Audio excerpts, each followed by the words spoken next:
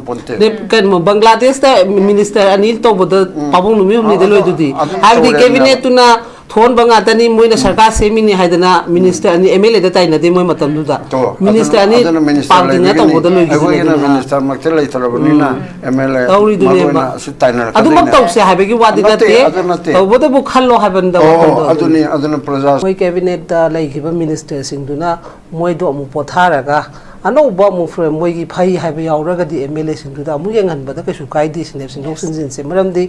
ada gi saurok pa pochu ta seng na me third ta gi to rei ba chana rei ba pose khoi gi honorable CM adu gi cabinet ke moi minister kangu myam si gi problem de gi yanarak ta be gi po ni khoi mai te da kaisu yam na kan oi ba na te kai na su hai gi bu su lei ba ne ko adu na adu gumba mayam du gi tawrok panina pot se center da huju phana chalaga su unaba kem phangwa su tamona haibi ke sami patra una dum laktoi ne dum sami patra di sida su nan gi koi prime minister la kan ha nu minini mamang da su la unar kha duni aduna maduda dum lo shelo ya ba du degi pradhan mantri do moin unaba phangda bado khoina su hana degi haija leiba la ingai du da matang khatang lo horaga unana moi party president din khangde moi di MLA BJP nga tanina tawge di sida su dum tawbe adubu aina nga is moi sing sina mu jina wanom ba mu chale aduregi moi pradhan mantri do hek chakhar kana na nongala pa mai gi inauguration mai gi platform dana mu kan na mu center thagatli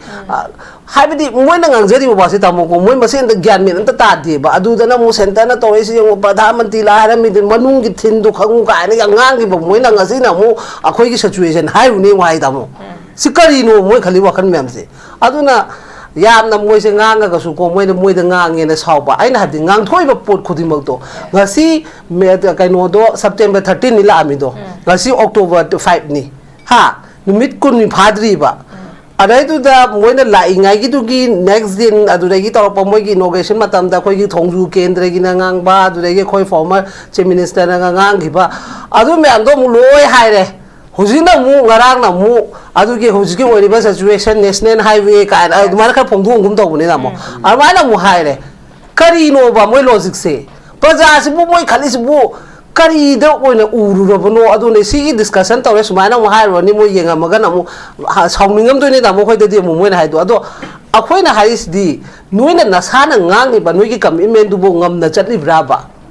adune ba khoina hangi di nasai gi leader mo oira di commitment do nang ngang thokki ba commitment du ngak na chalo ba phana tawrok ga su nang na phongdok ki ba numini ni humni dam noi myam chang dana law ki ba khong ki ba pradhan mantri na taw ki ba myam do aduna ngasi na mu kai ri haira ge pradhan mantri duna amu paisel na ri myam se aduna ai gi wakhal da moi adugi kaisu ama kanu orom do mande aduna sugumba myam se khoina haijaga dabdi ai di ta sengna moi gi gumba sumba myam se do wa oina haidu sakpudi khoi gi praja leiri ba myam se da ko aduna leiri ba myam se moina ngang thok sak to rei ba myam sina dum khangbiro center na kari oina uri moi sibu adugumba myam se amu hanna ai gi di adum 2027 sigi oina praja gyan ta hamba ta mo adu do oina darka oe ba huje khoi gi di aduna ta dana sumba hayeng thadokani haiba huje gi kaino gi kaino sa kaino gi na andro kendra gi adu ga du yembiu ne ma kari no ba kaiso tum thokpa mo ngang ka ne ba oi da pa da myam se hemal le ba ko aduna noi gi drama do noi na sa na ton da akhoi di akhoi oina ikai re ba moi gi damak da si maina discussion ga taw da khana nei na ba se maram di akhoi na ngangi post akhoi gi leader ne na khoi na su pam ja da na thagat ki ba myam du bu ngasi akhoi na sumaina mo ngang pa ha se nuai te ba adu bu taw thoi be khangmal lak tra ba moi gi am ikai khang da ba hemal lak pa du de gi akhoi se hai be gi wa ne ba ado ikai khange na khanga di si de gi loimak taw ba ya chan adu du na moi na ikai khang da ba ni na moi gi usi ge hai ba potu gi kai gumba khara gi soi da na ada laira mani report adu du gi maram oiraga kai moi yanana ba we masin ba chatpo rangani chon da di phajabirom da dili chat pai ba se mayam na dum praja na warong na ba pot oi bani na khara nga ki media mamang da thong da drama tawram bani na ai su sagat pa ngamde ri moi na chatmi nei myam du na phare ne moi na adu gi damak ta laibak si gi damak ta khalaga chatlim ni hairam ba pot to ade to birak tra do moi su phamu da jantra mantra da moi separate pi wa be gi MLA ko gi MLA tara mamang da pham gi du ne ba Delhi da moi jantra mantra da dana pham gra ba ne ba separate pi gi dam ne du to ko ne khoi praja na mai miyam du na haibi gi matung ina dum ille ba ado akhoi gi di afa ba su oi ba afa ba thabak su to ba nga ta ne su hai ba ko afaba tawrba ngatani bangasi kire kithikuyum oina tawraga lerise aduna masa masai subida da armaina chatpa oirangani natraga dina hana dum solution se dama thina huji tamo hemantana zo haramiduni pora kedina hana yare haba potune maram di leiba ki khala taw pordi huji se taseng yam luri bode khoina center haibai wani center na to holai ba aina dum haijabdo akhoi habasi akhoi gi potsna hana gyan ta da bai ne ba akhoi gi leiri ba khoi gi mamang da sarkar pairi ngai da su oro ko aduga wangang haibadi moina ngangthok saktorok pa oro ai si leader ma gi tawda ba mayam se akhoi loi thon ki banga tani habda khoi accept tawgodam ne maram da afaba phana tawraga su aina habdo mai kai mari yengadabani aina phaba ma tawge khalakpa matum da madu gi positive negative nam du yengamaga loi tawnaramadi asi si tawra huji su kem kana da bida huji haibo adan moi chamina ba matam hongda ngarang khara chan ngasi khara kar hayeng khara chani kana tawri ado unarakta ba du dai unani ta thuina thaja dare sida lakpa bauta unage haiba ngamdraga pradhan mantri ka dudi mangda mangural dune ba khoi tim jina di hari ba moi gi khara office bear khara unaraga alai hoi sami patra bauti unarpa pabung na so haibu unaba yai adu haibado ma budi ke gino di masi gi responsibility se ma so dum laibani na ma di dum khara thadorakani na khalle monda unahan ba gi chance ti aduna ado jansi sengna harabada aigi wakaldadi masigi lairiba situation sidadi moina tasengna handaki sidi mayam sina tawriba mayam se loi pendre center sina hariba moina president ru leiraga su free movement moi masamak na su gi haigi ba board cabinet ta blogi ba decision adagi assembly ta taksan ba haiba bokta yaradra bani na ko se is the munna khalaga adagi decision do loi thuo lakpana phani ba natadi moi kamaina khong halak toino sine ina dune ina nungai bidi sine tam pabu chali ba moi MLA singse suspend lai ba MLA ju Delhi chali ba Delhi da wanom babu oro amabu any means by means hype laiba ki damakta wanom bado laiba ki damakta wanom ga decision do pura la o ba do di phai ba natada moi na handa karam mama mai no moi na purong tholok toisi sine ina moi na nungai bidi se ina mo tholok to moi mem chakhi ba haidu mi ba media ra hairam ba chakke ga tumina chalo adu sunate boss to dana hairam ma ga loi chana gre kari no moi na pura lak toisi handa su kolom na thome ka pa bung adu mu to lak toi ra ba maram di oiriba mayam se tawge khalaga di ain haijabas ne stage de gi dum haibada moi manaraga assembly mamang da pulap lepo ha natraga moi party office ta pulap leiro tawge khaladi chan loimak yae ba hekta koina sdegi lawbra taro hebe su leite ba achum babu tawninga gadi loimak tawbe adu bu moina wanom ba chalaga su aina haisini ai handa ki dita sen ikai bire moi gi damakta maram de ai moi imphal ya pot se europe ngam godra ngam moi natraga na atomba lam state country daga paira chakhi doira kam pote ta babu maram di si khomphom je karam mano moi na halak to style se oi diva situation huji president rule ni hana di sarkar palingai ni na babu ha yar ei yarakte haraga moi drama su yai huji timi center na pula paisa la lai bani se amna leader mo oi bata ko amna ikai ni ngai po ni aduna moi imphal kamai halak to no haibegi wakhal da ai di wabi moi gi damakta aduna moina tageng khalaga di center na hana tawbiya ena khoina dum haira lai duni aduna moidi tara roina tadra ba poni na moina sonda haijere miduga mathongna futok tana jantra mandara numi tham lai ge lairo phamdana ha pabo akhoi hawgala roi sidegi tawdra di na madugi mathongna dum futok ke futhoro athobo ira bo olu ro ada lai sidai lai kat pai mota on ta ba de pabo en haise matam matungina aduna ta di moi lembi leite moi kamaina sida khong thangjalak toino sine ina moi wabi ri se nungai te ba moi gi khanbi ba dai di nungai rak tre ba sum haibdi moi punsi se yamna ai khang de leader ma gi punsi bu sumaina hingdu so budi krai dum chang na pharani adune adu maina hainingi aduna tha ma jantra mantra ma khong da phangge phamo ama loi solution ama di puraga la o natraga di noi handa ka mu tawraga di noi kendra gi praja na su kaisu yang kan noi haibadi noi leader mani haidana beba yobira roi noi respect loi manga ani leibak tok thokro kendra bawna su usipira roi ba moida aduga praja su sahi sida koina sum lairiba condition sida ko sumaina sum lairasi khallaga na khangdre aduna ina haido loimak akoina center haibai wani decision de koina lawjagadabni sarkar semba koi governor da pigi da boni ado governor na chakhiba nang na ngasai budi chief secretary chakhiba haiba adum chatana sulai mamang da su ko adum chatana nai aduna kaisu yamda sida acceptable oiba pot koina ima da lak chigi ima khoi handagi Delhi Khongchada have tare masida MLA Sam Kumar ni Fongdo bada kuigi appointment pirak taraga di BJP degi resign fawa tawgani haba kuigi wafam sing press briefing pirami but masika dai fawa chunggadar bre tawba ngamgadari bra masa mathanda tawraga na yagadari bra jaga atopa singduna karino chalagana kari wafam sanar rugadari ba duga kari expectation akoina thamba ya masi khangba ngamdabagi poram kale imagi ba expectation dandaki Delhi Khongchase masi miyam na pami ba popular government sigi manglan se masi mangfauna gani na khanbi bra kamai thamini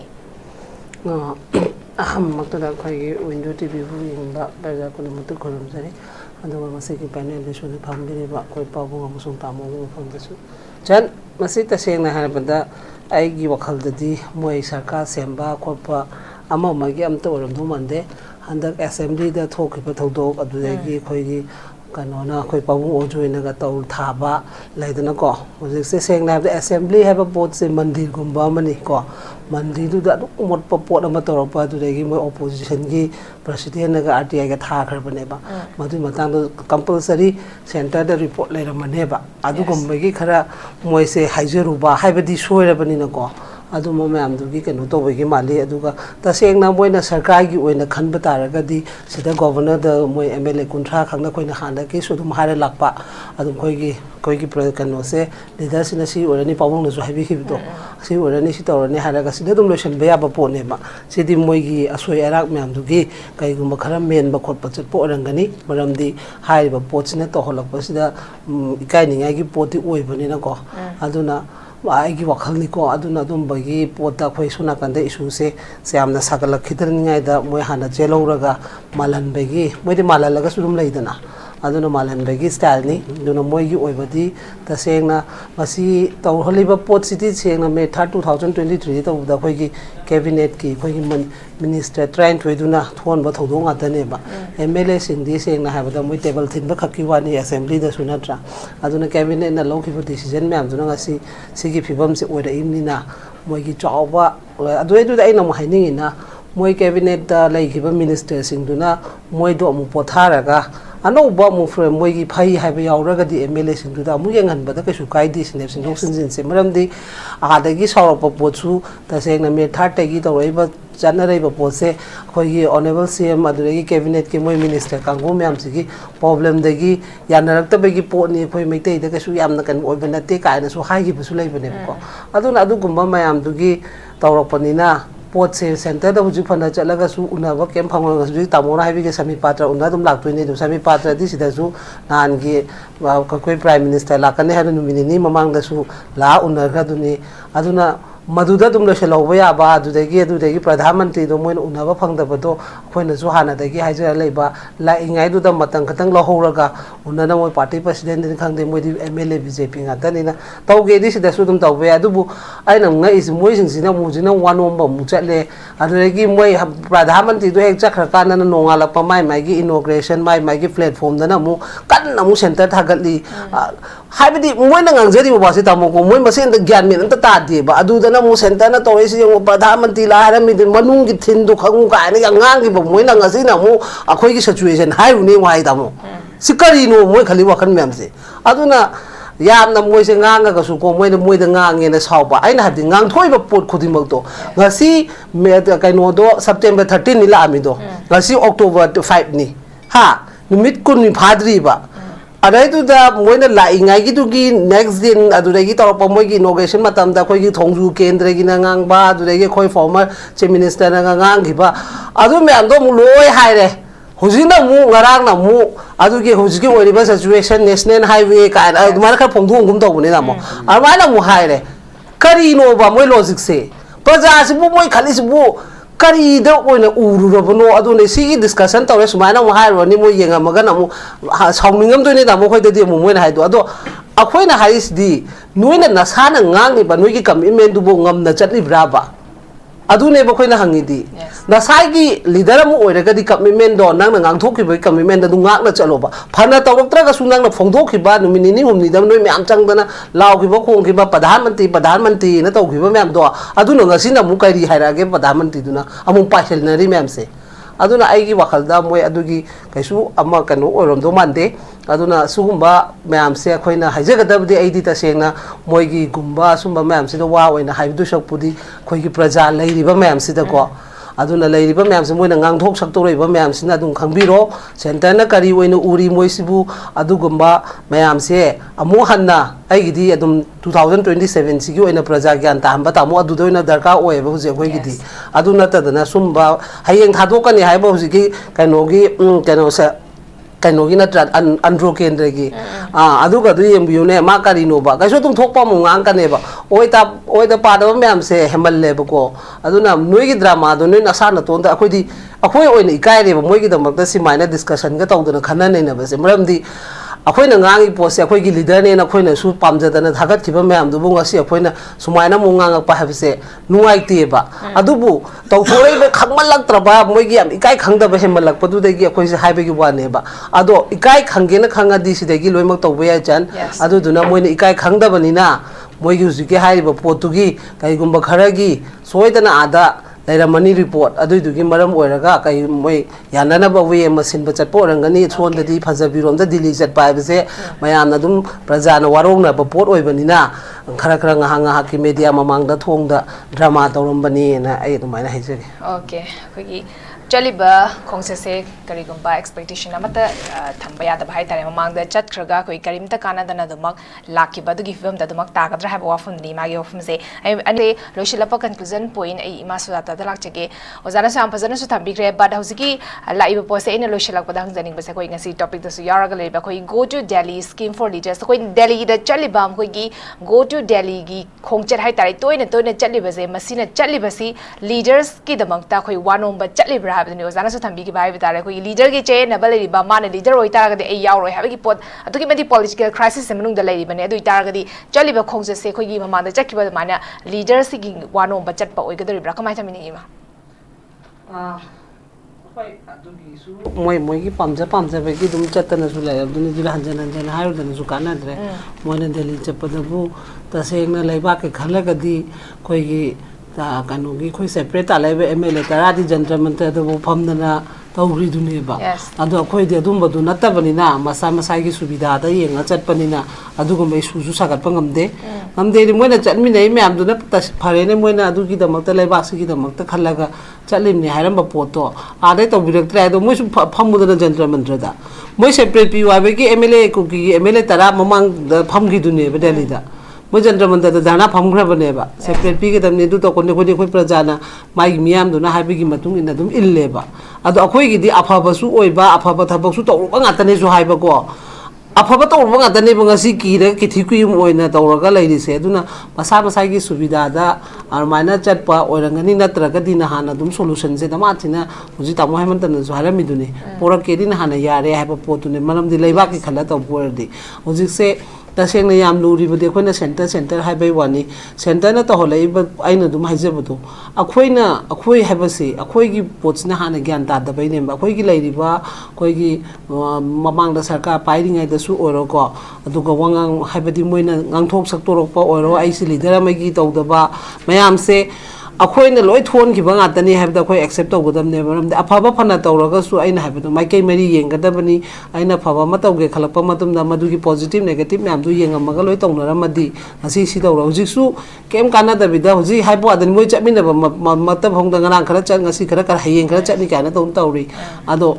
unarakta ba du dai unani ta thuina thaja dare sida lakpa bauta unage haiba ngamdraga pradhan mantri ka dudi mangda mangural dune ba khoi tim jina di hari ba moi gi khara office bear khara unaraga alai hoi sami patra bauti unarpa pabung na su haibu unaba yai adu haibado ma budi ke gino di masi ki responsibility se ma su dum lai banina ma de dum khara thadorakani na khalle monda unahan ba gi chance ti aduna